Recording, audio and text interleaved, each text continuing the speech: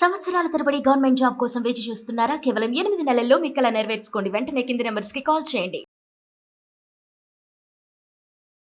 నమస్తే, welcome to Suman TV. నేను ఉదయశ్రీ. ఇప్పుడు మనతో ఉన్నారు నరసింహ గారు, Lace academy founder and director. వీళ్ళు 17 ఇయర్స్ నుంచి కూడా ఎన్నో కాంపిటేటివ్ ఎగ్జామ్స్కి ట్రైనింగ్ చేస్తూ ఉన్నారు లేస్ అకాడమీ ద్వారా. మరి ఇప్పుడు కొత్తగా యాప్ కూడా తీసుకొచ్చారు. అసలు ఏంటి ఈ యాప్?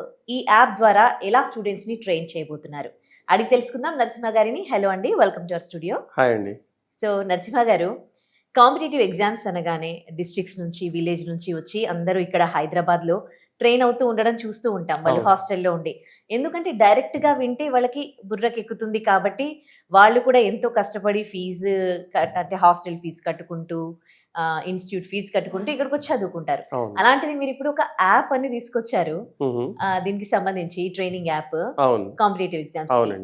మరి ఎక్కడో అక్కడ ఉండి వాళ్ళు చదువుకుంటే వాళ్ళకి అర్థం అవుతుంది? అసలు డైరెక్ట్ చదివింది వేరు కదా. అవును, మీరు చెప్పింది కూడా అక్షరాలు ఒకటి కరెక్టే. ఎందుకంటే ఒక స్టూడెంట్ డైరెక్ట్గా టీచర్ దగ్గరికి వెళ్ళి చదువుకోవడం అనేది ఎంతైనా ఫిజికల్ ఉంటుంది, ఇన్ పర్సన్ ఉంటుంది కాబట్టి బాగుంటుంది. కానీ ఎటువంటి వాతావరణంలో చదువుతున్నారు, ఎటువంటి క్వాలిటీతో చదువుతున్నారు కూడా ఇంపార్టెంట్ అవుతుంది. రైట్. సో ఇప్పుడు మీరు అన్ని సినిమాలు థియేటర్కి వెళ్ళి ఎందుకు చూడట్లేదు జనాలు, కొన్ని ఓటీటీలు ఎందుకు చూస్తున్నారు అంటే కొన్ని సినిమాలకు ఆ ఎక్స్పీరియన్స్ అవసరం లేదు, కొన్ని సినిమాలకు ఎక్స్పీరియన్స్ అవసరం అని డిసైడ్ చేసుకుంటున్నారు బేసిక్గా. అలాగే ఇప్పుడు ఇంతకుముందు అంటే మనకి ఛాన్స్ లేదు కాబట్టి ప్రతి ఒక్కరు హైదరాబాద్ వరకు వాళ్ళకి దగ్గర ఉన్న సిటీ వరకు వెళ్ళి చదువుకోవాల్సి వచ్చేది. కోవిడ్ వల్ల మనకి ఎంత నష్టం జరిగినా ఒక రకమైన పాజిటివ్ ఏం జరిగింది అంటే things can be done online అని చెప్పి తెలిసింది. పెద్ద పెద్ద ఐటీ కంపెనీస్ కూడా హైబ్రిడ్ మోడల్కి వెళ్ళిపోయాయి. సో అలా అప్పుడే మేము లేసు వాళ్ళం అసలు హైబ్రిడ్ మోడల్లో ట్రైనింగ్ ఎందుకు జరగకూడదని ఒక ఆలోచన వచ్చింది. కాకపోతే మీరు అన్న డౌట్ నాకు కూడా ఉండింది, నిజంగా అసలు ఆన్లైన్ ట్రైన్ చేస్తే స్టూడెంట్స్ దాన్ని కరెక్ట్గా పట్టుకోగలుగుతారా, దాని నుంచి మనకి రిజల్ట్స్ రాగలుగుతాయా? సో మీరు అడిగిన దానికి ఒక ఫస్ట్ ఆన్సర్ ఏంటి అంటే లాస్ట్ 3 yearsలో మాకు ఇంతకు ముందు ఉన్న 10 years కన్నా కూడా ఉన్న రిజల్ట్స్ కన్నా ఒక 10% రిజల్ట్స్ బెటర్ అయ్యాయి.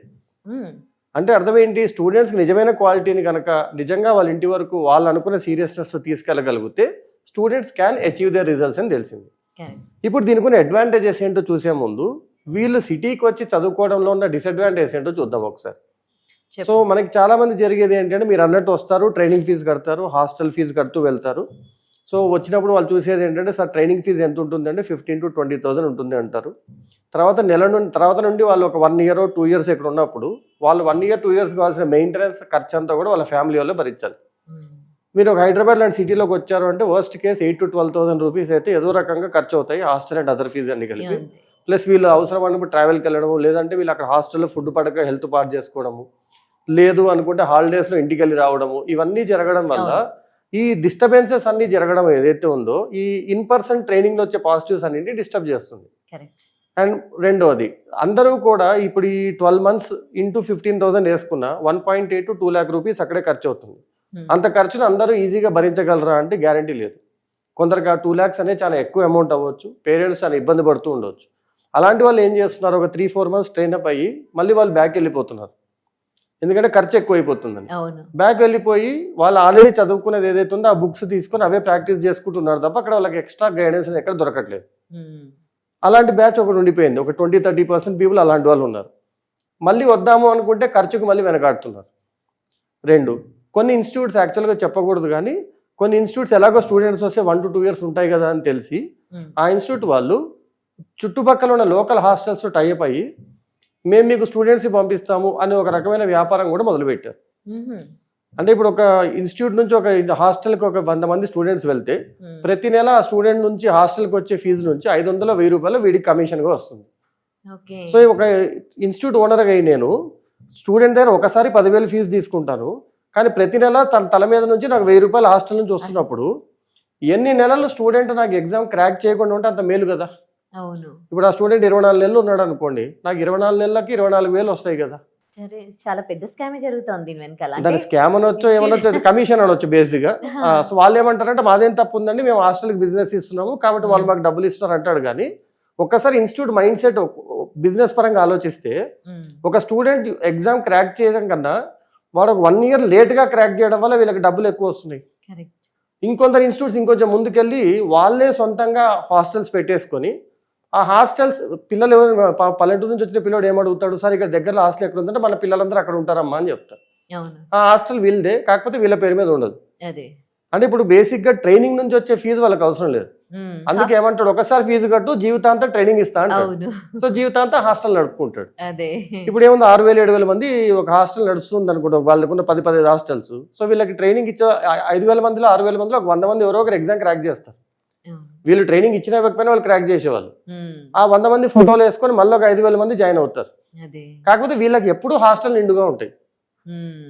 ఇంకొకటి నిజంగా ఇన్ పర్సన్ ట్రైనింగ్ అంటున్నాం కానీ ఒక్కొక్క క్లాస్ రూమ్ లో 200-300 మందిని కూర్చోబెట్టి ట్రైనింగ్ ఇస్తున్నారు. మరొక ఫ్యాకల్టీ, నేను గత 22 ఏళ్ళ నుంచి ఫ్యాకల్టీగా ఉన్నాను. 200 మంది క్లాస్ రూమ్ లో ఉన్నప్పుడు చెప్పిన దానికి 25 మంది క్లాస్ లో ఉన్నప్పుడు చెప్పిన దానికి చాలా తేడా ఉంటుంది. ఆ 200% ఏం చేస్తాడో నాకు తెలియదు. ఆ చివరికి వచ్చిన పిల్లడికి నేను బోర్డు మీద ఏం రాస్తున్నాడో వాడికి తెలియదు. ఏదో వచ్చాడు, చేశాడు, సార్ చెప్పాడు, రాసుకున్నాడు, వెళ్ళిపోయాడు. ఈ 200 మందికి నేను డౌట్స్ క్లారిఫై చేయలేను. దానికోసం మళ్ళీ జూనియర్ ట్యూటర్స్ అని పెట్టాలి. ఆ జూనియర్ ట్యూటర్స్ ఎవరు ఉంటారు, ఇంతకుముందు ఎగ్జామ్ ట్రై చేసి మిస్ అయిపోయి మళ్ళీ ఏదో చేయాలని పార్ట్ టైం చేసుకుంటున్న వాళ్ళు ఉంటారు. వాళ్ళు ఎగ్జామ్స్ క్రాక్ చేసుకోవడం ఇంపార్టెంట్ ఉంటుంది కానీ వీళ్ళకి ఏదో హెల్ప్ చేయడం అనేది ఇంపార్టెంట్ కాదు, జీతం కోసం పనిచేస్తుంటారు. సో మేము చూసింది అంటే, నేను యాజ్ ఎ ట్రైనర్ అన్ని ఇన్స్టిట్యూట్స్లో పనిచేస్తూ చూసింది ఏంటి అంటే, ఒక స్టూడెంట్ అనేవాడు వచ్చింది నేను ఒక మంచి క్వాలిటీ టీచర్ దగ్గర ట్రైన్ అప్ అవ్వాలి అనుకుని ఒక బ్రాండ్ నేమ్ ఉన్న ఇన్స్టిట్యూట్లోకి వస్తున్నాడు. కానీ ఆ టీచర్ క్లాస్ చెప్పి వెళ్ళిపోతున్నాడు, డౌట్ క్లారిఫికేషన్ వేరే వాళ్ళు చేస్తున్నారు, తను రాసిన మార్క్ టెస్ట్ అనాలిసిస్ వేరే వాళ్ళు చేస్తున్నారు, లేదా ఒకటే సబ్జెక్ట్ 3 ముక్కలు చేసి ఒక్కొక్కరు ఒక్కొక్క టీచర్ చెప్తున్నారు. దానివల్ల రకరకాల వేరియేషన్స్ వల్ల స్టూడెంట్కి ఏమవుతుందంటే డైల్యూట్ అయిపోయిన సబ్జెక్ట్ అందుతుంది. ఇదే జరుగుతుంది. ఎందుకంటే ఒక టీచర్ 200 మందిని అట్లాంటి 3 బ్యాచెస్లో 600 మంది దగ్గరికి వెళ్ళి పర్సనల్గా గైడ్ చేయలేడు, ప్రాక్టికలీ పాసిబుల్ కాదు. అలా అని చెప్పి ఇన్స్టిట్యూట్ వాళ్ళు 25 మందిని మాత్రమే పెట్టుకొని ట్రైనింగ్ చేయడం అనేది జరగట్లేదు. మేము గత 17 ఏళ్ళుగా చేస్తున్నాం అది. ఏ బ్యాచ్ అయినా 25 మెంబర్సే ఉంటారండి. సో ఇప్పుడు నేను డైరెక్టర్ని, నేనే క్లాసెస్ చెప్తాను, నేనే డౌట్స్ క్లారిఫై చేస్తాను, నేనే అనాలిసిస్ చేస్తాను, టెస్ట్ అనాలిసిస్. ఒక స్టూడెంట్ కూర్చోబెట్టి నువ్వు ఏం ఎగ్జామ్ క్రాక్ చేయాలంటే గైడెన్స్ కానీ దాన్ని నేను చేస్తాను. ఎందుకు నాది 25 మందే ఉంటారు. అదే నేను 250 మెంబర్స్ తీసుకుంటే నేను కూడా ఈ పని చేయలేను. కాబట్టి మా లైవ్ ట్రైనింగ్లో 25 మెంబర్స్ బ్యాచెస్తో నడుపుతూ వచ్చాము. కానీ ఇలా బయట వందలాది మంది, వేలాది మంది పిల్లలు ఇబ్బంది పడుతూ మోసపోతుండడం చూసాం. సో ప్లస్ దీంట్లో సగం మంది పాపం 6 నెలలు 7 నెలల తర్వాత ఖర్చు అయిపోయిందని చెప్పి బ్యాక్ వెళ్ళిపోతూ వాళ్ళ ఆశను వదులుకోవడం చూసాం. సో వీళ్ళందరికీ అందుబాటులో ఉంటూ ఏదో ఒక ఆసరా ఇస్తే బాగుంటుంది. ఇంత దూరం వచ్చి ఇంత ఖర్చు పెట్టి డైల్యూట్ అయిపోయిన క్వాలిటీ వినడం కన్నా వాళ్ళున్న ప్లేస్లో రోజు 1 గంటన్నర కనుక ఫోకస్డ్ కాన్సన్ట్రేటెడ్ బెస్ట్ క్వాలిటీ వినగలిగితే రిజల్ట్స్ బాగా వస్తాయని నమ్మి మేము లైవ్ క్లాసెస్లో ఏవైతే ట్రైనింగ్ ఇస్తామో వాటన్నిటి రికార్డ్ చేసి ఆ రికార్డెడ్ కంటెంట్ వీళ్ళకి అందించడం జరుగుతుంది. సో యాప్లో వీళ్ళకి వచ్చేది ఏంటి అంటే, నేను నా 25 మంది స్టూడెంట్స్కి ఏదైతే చెప్తానో అదే లెసన్స్ వీళ్ళు వింటారు, అదే క్వాలిటీ వింటారు. 1 ఇయర్ పాటు వ్యాలిడిటీ ఉంటుంది. సో 1 ఇయర్ వరకు వాళ్ళు ఎన్నిసార్లు కావాలంటే ఆ క్లాసెస్ అన్నిసార్లు విని దాంట్లో ప్రాక్టీస్ మెటీరియల్ చూసుకొని ఆటోమేటిక్గా వాళ్ళు నిజంగా సీరియస్ స్టూడెంట్ అవుతే డిస్టర్బ్డ్గా ఉండే 100 మంది కన్నా ఫోకస్డ్గా ఉండే ఒక సింగిల్ స్టూడెంట్ కనుక 1 అవర్ వాడుకోగలిగితే కంపల్సరీగా సక్సెస్ వస్తుందని మేము నమ్ముతున్నాము. అలా జరిగిన కేసెస్ కూడా ఉన్నాయి కాబట్టి ఆ నమ్మకంతో యాప్ క్రియేట్ చేసి ఇవ్వడం జరిగిందండి.